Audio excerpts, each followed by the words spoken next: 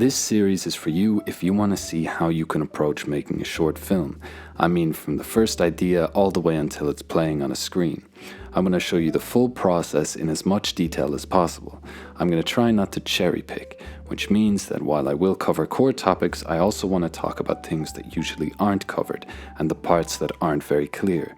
Basically things I wish I had known when I started pursuing this. Now we're talking! Regardless of what role you're interested in pursuing in film, I think having an overview of how this can work is useful. If you're at a stage where you're already getting funded and have made projects at a high level, this will probably be less interesting for you. Then again, I always think it's interesting to see other people's processes, even if they work in a completely different medium. So maybe you'll still get something out of it that way. Let's hear it then. That's enough preamble now though, let's get right into it. The short film I'm working on at the moment is currently called Inhabitants, but let's see if I stick with that title. It's a film about fundamentally human experiences told through quiet moments hidden from the hectic of the big city. I'll be using this project as an example for the different stages of the filmmaking process that I'll be covering. This episode is going to focus on how I developed and fleshed out the idea and wrote the script. So as you can guess, this is going to be a bit more conceptual than practical. So let's start at the beginning, the seed of this idea. It started with a scene. In this case, I was either looking at or thinking about Edward Hopper's most famous painting, Nighthawks. I forget exactly how it started. Of course, I had seen this painting before, but this time I received it differently somehow. It let me go further than the painting itself.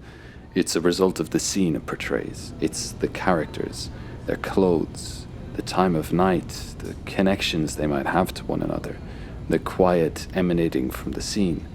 This very moment that's frozen in time. You can project any number of stories and ideas onto this scene, and they all have compelling potential. So in my mind, I saw a very similar frame. Late at night, shot from outside the window of an old pub. A woman and a man alone, sitting at the bar, surrounded by empty glasses, with smoke rising from an ashtray in front of them. They seem to have been quiet for a while, and then they start to slowly argue. As the argument progresses, you realize that they recently lost a child, and that's what the argument is actually about. And that's what has ruined them. That's why they're sitting here, waiting to die. I always love scenes where you get dropped in and have to orient yourself, especially when it seems to be about one thing and then you realize it's about something else. Surprise, motherfucker! I think it's particularly effective when a seemingly trivial conversation is masking a serious topic because it reflects how people really communicate. People love to dance around a topic instead of just saying what they think and feel, which is really fucking annoying. I want the truth! But this approach lets you as the viewer discover the scene and the context as if you were voyeuristically eavesdropping on the conversation in real life, which I think is just generally an interesting way for a scene to unravel. So I wrote down a short summary of the scene in a note-taking app that I can access from any device, which I would highly recommend. This means that I can always write down or access an idea, even if it comes out of nowhere at the wrong time. You never want to risk losing or forgetting an idea. Any of you that have listened to David Lynch's interviews probably know this. A person forgets an idea that they love. It's a horror, and it could lead to a real yearning to commit suicide. I write them down so I don't commit suicide later, having forgotten the idea. Yeah. But here's the thing. I have this scene, and I'm like, cool. I like this. I like the format. I like the situation. I like the way the story and characters are revealed. But then I come across a problem I've had before. I don't know where to take these characters now, and I don't want to show how they got here. I like this as a contained scene, but I don't like its potential periphery. I have a graveyard full of scenes like this, interesting moments that I can't or won't expand on. So I start to think about this, and I try to pick some scenes from the graveyard that could fit with this scene. Sometimes I do this when a scene or character from the graveyard fits into a script I'm working on. And I pick scenes that fit in terms of the feeling they convey, but there's no real possibility of bridging these scenes in terms of plot. That doesn't stop me from trying, though. Tried, and failed. I tried different ways of making the scenes connect through one core plot, but at some point I start to think, is that really that important? What is important about these scenes? Why do I like them? That's a good question. It's because they capture something, a moment, an experience, something that feels human. Is that bad poetry, or is it supposed to mean something? Is a direct through line of the characters or the plot really necessary to convey the essence of these scenes? Fuck no, baby! I decided it's not. So I decided that each of the scenes would stand on their own. They each have different characters and stories, so for each scene you get to experience this moment in those characters' lives. The primary thread connecting the scenes is that they aim to capture the peculiarities of human behavior, not any kind of plot. I don't see this as a particularly controversial or original decision. Tableaus or this format of telling smaller stories that fit a theme is as old as ancient Greece. It's old as fuck, man! This is not a new idea. Yet some people I was later in contact with about the project considered this too experimental.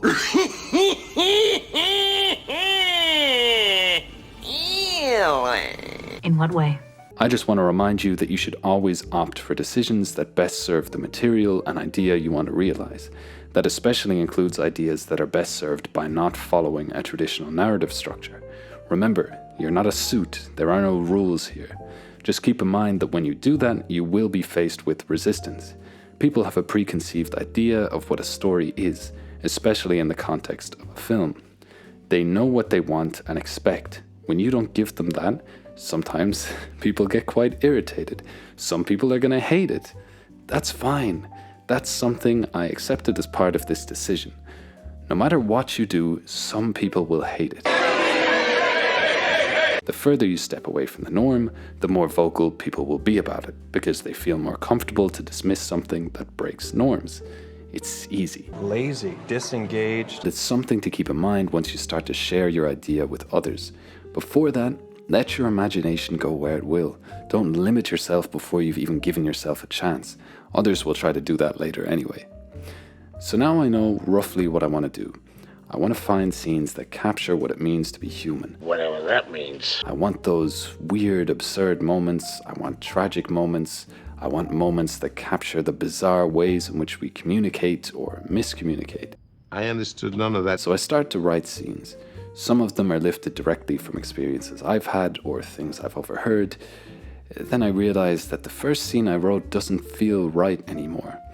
I don't know what it's like to lose a child, and I don't know what grieving parents would discuss. It feels wrong now. So I continue to write scenes that feel more authentic, closer to my experience of life. I'm not saying that you have to write an autobiography. I mean, some of the scenes I completely made up and didn't experience personally, but it's good to start from a place you know well. So I'm writing the scenes without thinking about whether they might fit in here or there or what works best.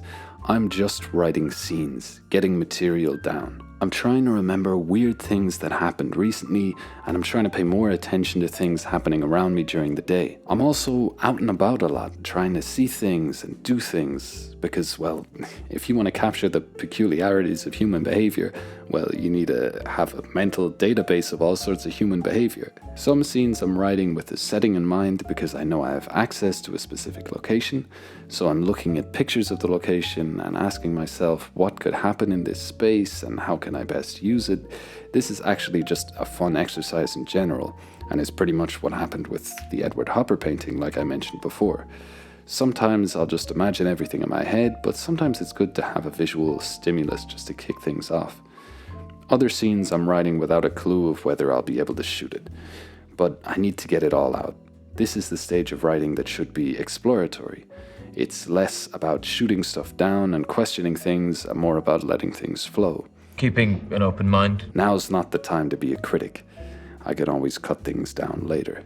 I gradually gather enough material in a kind of scrap document where I'm just throwing the ideas in, and I start to think about what could fit together.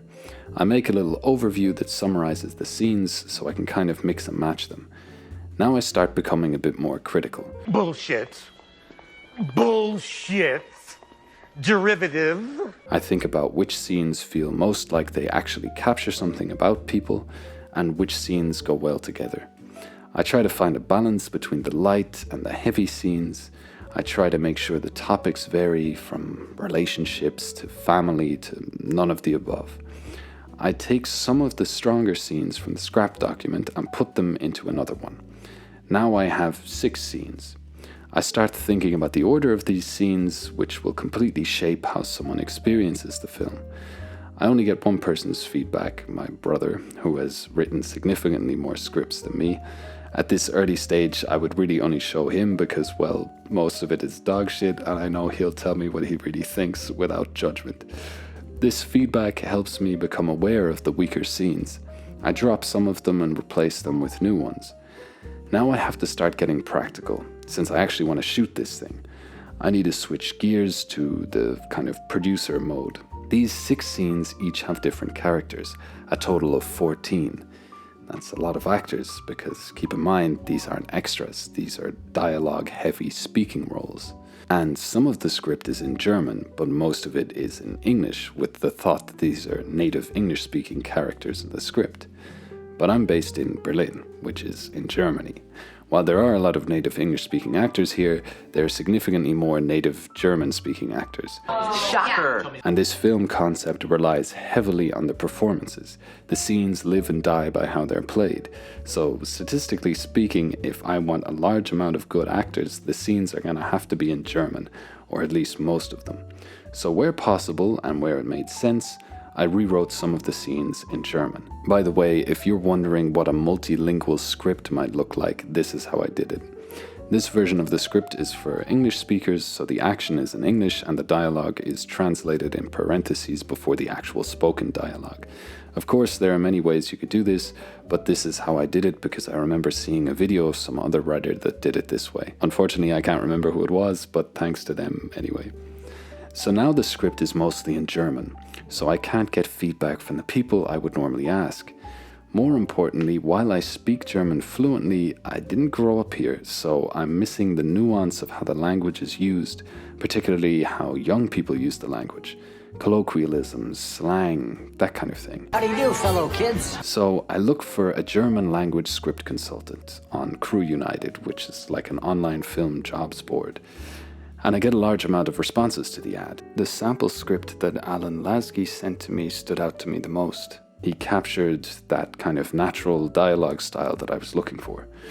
He also ended up being in the film because he's an actor and fit perfectly for one of the roles, but we'll get into that in another video.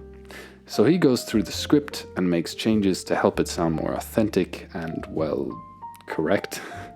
Here he is to talk about how he went through it. My job was to make the characters sound as authentic and as natural as they can be in German, because there were some phrases that Kyle wrote in English which you just can't translate. I think it's the same with every language. Although I think you can be more expressive with the English language, I don't think it's the same with German. So that was my job, just to make them, just because I was born and raised in Germany, and I think I just had a better sense of how to say certain things in German. These were the final touches to give the script a greater feeling of authenticity. I then wanted to further extend that by giving the actors some freedom with the script so that the characters each sounded more like individuals and less written. But we'll get more into that in a later video.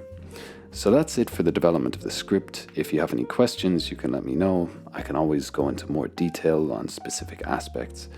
But for the next part, I'll probably go into developing the visual concept of the film, so more of a focus on approaching the idea as a director.